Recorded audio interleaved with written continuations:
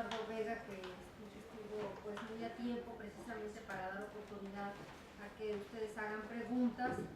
Doctor Ángel de la Rosa, tan amable de venir. Entonces, creo que estamos listos, tenemos unos minutos más para recibir preguntas de ustedes y por supuesto para que nuestros dos ponentes las respondan. Entonces,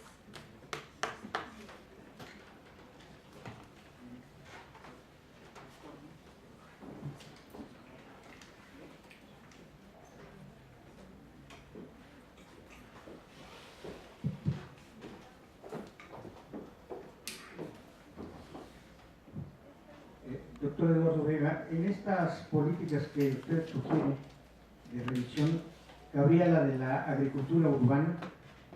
Usted habla de que tenemos en La Mancha o en el polígono de la ciudad un montón de hectáreas de bosques, pero ¿tendríamos alguna posibilidad de agricultura urbana en la ciudad que pudiera tomar agua de lluvia y reciclarla y convertirla en alimentos?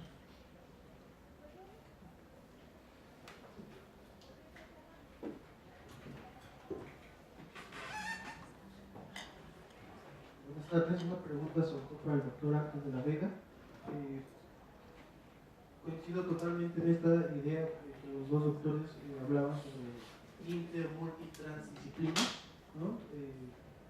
Ya sea aquí mismo dentro de la UNAM o fuera, pero sobre todo desde la economía y estas ideas en torno al desarrollo del gas de Lurtitas, como que se pone en el centro la independencia energética. Pero el problema del gas y sobre todo el petróleo, me parece que sí es central la cuestión energética en términos de transporte, pero es más importante la parte material, ¿no? ¿A qué me refiero?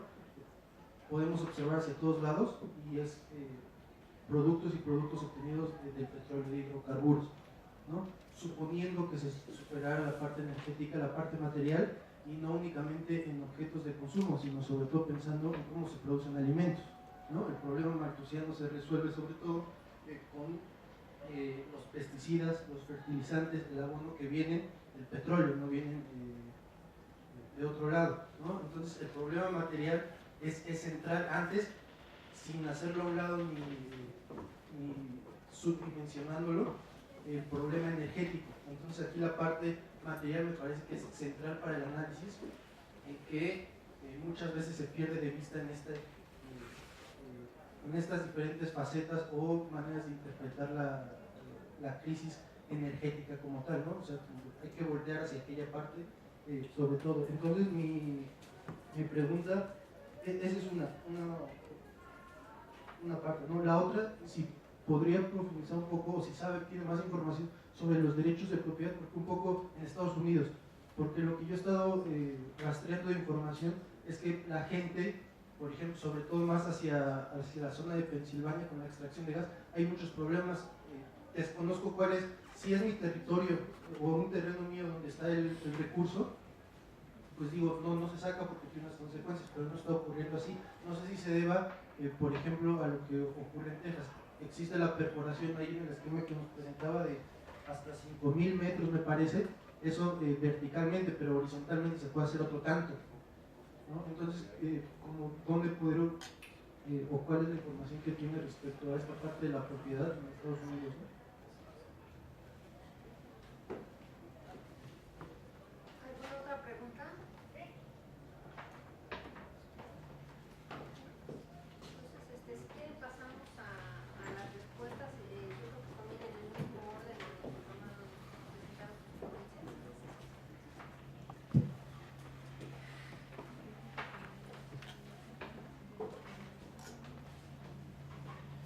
Bueno, me parece que la pregunta tiene que ver sobre todo con el último punto.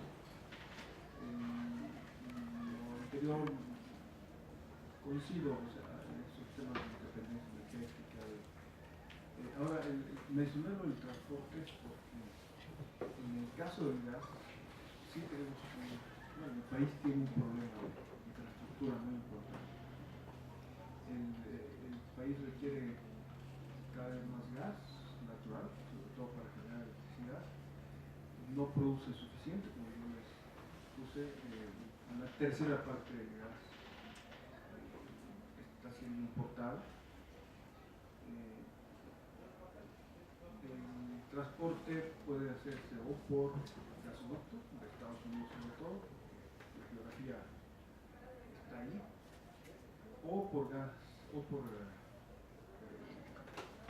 barco, digamos, llega a las costas, licuado y se rectifica, ¿no? Pero en cualquiera de las dos opciones hay un tema en este momento de transporte. Quizá ustedes oyeron hablar hace 2 años de alertas críticas. Es decir, que el gas no llegaba porque no hay suficiente infraestructura. Y el tema ahí es por qué no se construyó esa infraestructura. Bueno, en parte esa infraestructura tenía que haber sido hecha por privados, ya que se abrió lo que se llama el downstream o las fases, digamos, que tienen que ver con el transporte. Eso se abrió a que lo hicieran. ¿Por qué no lo hicieron? ¿Por qué no hubo suficiente? Pues es un gran tema, ¿no? Y sigue hacia adelante, ¿verdad? ¿Qué señales se requieren? Porque Pemex no va a hacer ya eso, o lo hará en algunos tramos, o lo hará si se puede conectar con la Comisión Federal de Electricidad, como se ha hecho hasta ahora, o sea, anclar, y ahí va un gasoducto porque está una central eléctrica. Hay zonas del país que no tienen, empieza a estar un poco más cubierto, pero todo lo que era la zona, digamos, occidental, no había gasoductos, ustedes ven el mapa. Pero ahora, ahí es donde entraban las dos opciones, y por eso creo que el transporte es importante. Yo les decía, las dos opciones son o se importa más de gas, ya se importa una tercera parte, o se importa más gas, sobre todo por gasoducto, y entonces pues la idea es construir más gasoductos, sobre todo en la frontera, ¿no? Para que llegue ese gas. ¿Por qué? Porque el gas natural licuado siempre va a llegar mucho más caro, digamos, ¿no? Entonces, bueno, sí, hay un tema pues de transporte, y también en la otra opción, digamos, si se decidiera producir más gas aquí en el país, bueno, también habría un tema de transporte ahí. Por eso lo mencioné. No sé si eso lo hacen responde esta parte, ¿no? El otro, sí, como ustedes recuerdan, hasta antes de la reforma, en el caso de México, había esta pareja, derechos de propiedad de la nación, la nación propietaria de los recursos. Eso de hecho en todo el mundo era así, salvo en Estados Unidos, precisamente. Y en el caso de que creíamos que había uno solo que podía explotar esos recursos propiedad de la nación. Eso no es constitucional. Y eso es lo que se ha reformado, es lo que ha cambiado, ¿no? ¿Y por qué es importante esto? En el caso del shale gas, porque precisamente hay una zona, digamos, está del lado de Texas y del lado de Coahuila, digamos, es una misma formación geológica, pero teníamos de ambos lados de la frontera dos sistemas de derechos de propiedad muy diferentes. ¿Y en qué consistían? Bueno, efectivamente, en el caso de una buena parte de Estados Unidos, los derechos de propiedad son privados, tanto del suelo como del subsuelo, salvo en las zonas federales. Hay una cierta delimitación que hace que, por ejemplo, en el Golfo, una buena parte son aguas federales. Y esto, bueno, pues en el caso del shale gas, yo mencionaba que uno de los factores precisamente de eso que se llama esa revolución energética, o esa rapidez con la cual se sacó ese gas y que ha cambiado completamente el panorama del gas, tiene que ver con los derechos de propiedad. Es decir, que es una industria abierta en la que si alguien quiere invertir, pues simplemente se pone de acuerdo con el dueño del subsuelo y hay una serie de contratos que tienen que ver de todos los niveles, a veces suelo, subsuelo, a veces no subsuelo, pero el caso es que hay una manera muy expedita, digamos, de ponerse de acuerdo para decir, oye, en tu tierra ahí creo que hay indicios de, pues ven y perfora, pero ¿cómo lo vamos a hacer? Bueno, pues ahí es donde entra incluso el tema de la renta, el tema de cuánto recibe el propietario del terreno, cuánto se va a pagar impuestos. Es un sistema ya muy claro, digamos, ¿no? En el caso de México, incluso todavía está en proceso eso, porque las leyes secundarias no bastan, digamos. Yo recuerdo que cuando leí las leyes secundarias de los carburos se mencionaba el shale gas una vez, incidentalmente, no para.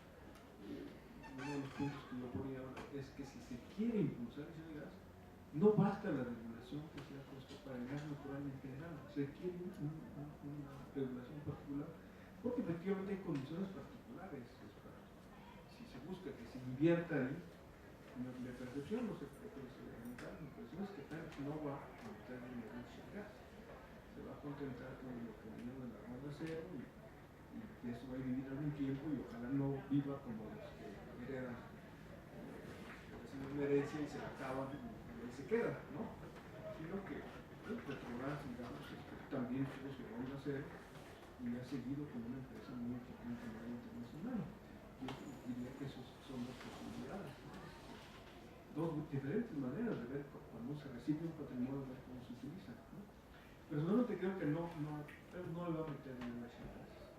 En primer lugar, porque tiene una cantidad de proyectos que van antes en la fila, digamos, ¿no? Que tienen que ver con todo lo que ya tiene. Cantarell, Cumalusá, ciertas zonas, aguasoneras, shale gas a estos precios además, yo creo que están ahora como empresa productiva, ¿no? Y yo planteaba el tema de, bueno, tampoco hay la posibilidad de que el Estado diga, no, pues es que es muy importante tener gas y lo vamos a hacer a como lugar y porque pues la idea de planificación está un poco estudiada, pero esto de las formas, ¿no? Bueno, ahí por ahí, digamos, formalmente un tema, ¿no? Entonces, se ha cambiado el marco constitucional, se está construyendo, y esto no es de un día para otro, ese va a ser un largo proceso, esa construcción a partir de las leyes secundarias de un marco regulatorio para impulsar lo que se busca impulsar en diferentes niveles, porque lo que está muy claro es que toda la industria queda abierta, para pues, quien quiera invertir y ahí es donde entra, bueno, qué papel va a tener el Estado, quiénes realmente vendrán a invertir su dinero, por ejemplo, en el caso de shale gas. En Estados Unidos muchas empresas han quebrado precisamente por la caída de los precios. Además de que, y ahí es donde entra también lo ambiental, digamos, esta famosa revolución del shale gas inicialmente se hizo realmente a lo bruto en Estados Unidos, o sea, dejando un tiradero de todo tipo, ¿no? Pero empieza a haber una mayor regulación, incluso de tipo ambiental, y esto puede ser un freno para que tampoco en Estados Unidos se siga una tendencia sino creciente de producción de shale gas. Entonces, hay muchas preguntas.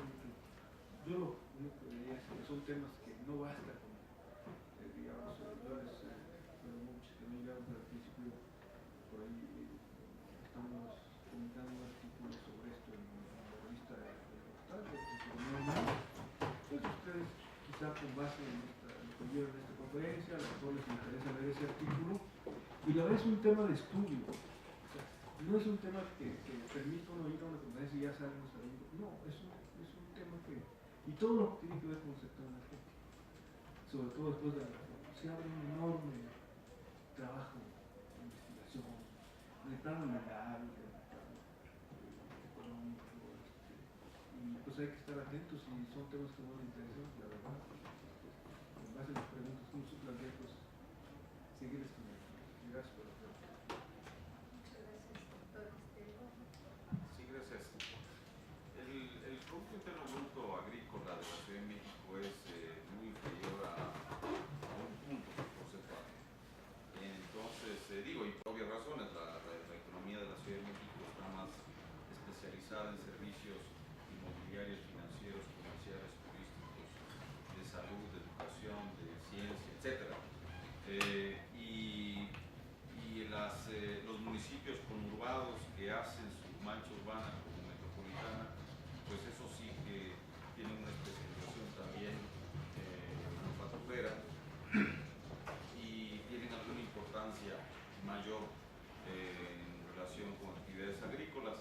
Ahora, cuando uno habla de agricultura urbana en el sentido que usted lo está señalando, evidentemente podría tener algún impacto para aligerar alguna escasez relativa de alimentos por delegaciones o barrios, pero francamente es una estrategia más familiar que podría ser inducida con alguna política pública, pero si nos preocupamos de este vínculo que yo hice referencia, o al que yo hice referencia de cambio climático y requerimientos de agua para propósitos de crecimiento y bienestar o desarrollo sustentable, pues yo francamente no veo en el centro de la preocupación de política pública el tema de la agricultura urbana. Si uno lo mira con la preocupación de cuál es la proporción del sumidero natural que tenemos en la región metropolitana, pues siguen siendo lo que ya mencioné: bosques, predios agrícolas, suelos naturales, aún no cubiertos por la mancha urbana, y que permiten no solamente la captura y el almacenamiento de carbono, sino la infiltración natural de agua, y por lo tanto la estrategia de agricultura urbana ahí jugaría un papel francamente marginal también.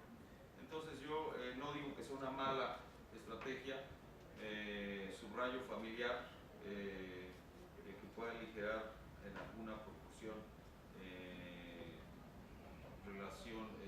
temas relacionados con alimentos, pero si uno vincula el tema de cambio climático a ese tipo de medidas, yo no lo vería como la opción, digamos, a